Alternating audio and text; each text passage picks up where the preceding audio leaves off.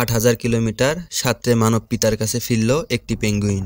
আপনি নিশ্চয়ই কৃতজ্ঞতাবোধের অনেক গল্পই শুনেছেন, কিন্তু মানুষের প্রতি পাখির কৃতজ্ঞতাবোধের এমন গল্প শুনেছেন কখনো? কিভাবে একটি পাখি শুধুমাত্র ধন্যবাদ জানানোর জন্য ৮,০০০ কিলোমিটার পথ সাঁতরে পার করে আসতে পারে? ইনফোঅরবিটের আজকের ভিডিওতে জানব মানুষ এবং প্রাণীর মাঝে অবিশ্বাস্য ভালোবাসার এক সত্য ঘটনা সম্পর্কে। তো চলুন শুরু করি আজকের ভিডিও।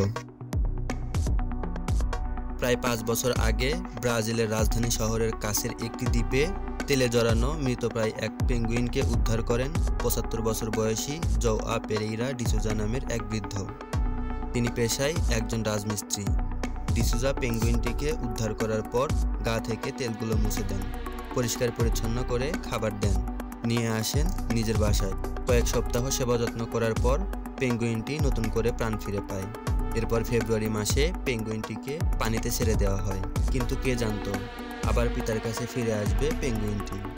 এরপর কেটে যায় প্রায় ৪ মাস। জুনের মাঝামাঝি সময় সমুদ্রে মাছ ধরতে যায় ডিসুজা। হঠাৎ দেখতে পায় একটি পেঙ্গুইন তার দিকে এগিয়ে আসছে। তার আর চিনতে ভুল হয় না। ডিসুজা তাকে কোলে তুলে আদর করেন। তিনি পেঙ্গুইনটির একটি নাম দেন, ডিনডিন। এরপর টানা ৮ মাস ডিসুজার সাথেই থেকে যায় ডিনডিন। আবারও ফেব্রুয়ারি মাসে ডিসুজাকে ছেড়ে সোজা আর্জেন্টিনা চিলির সমুদ্র সৈকতে প্রজননের জন্য চলে যায় ডিনডিন।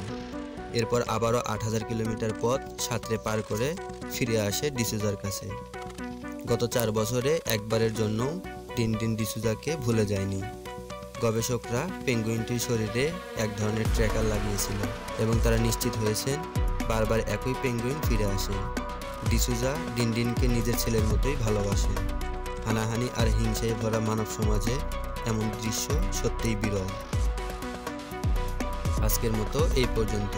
ভিডিওটি ভালো লাগলে একটি লাইক করুন এবং আপনার মূল্যবান মতামতটি কমেন্ট করতে ভুলবেন না। ইনফোঅরবিটের নতুন দর্শক হয়ে থাকলে চ্যানেলটি সাবস্ক্রাইব করুন। যারা ফেসবুক থেকে দেখছেন পেজটি ফলো করার জন্য অনুরোধ করছি। এতক্ষণ ইনফোঅরবিটের সাথে থাকার জন্য ধন্যবাদ।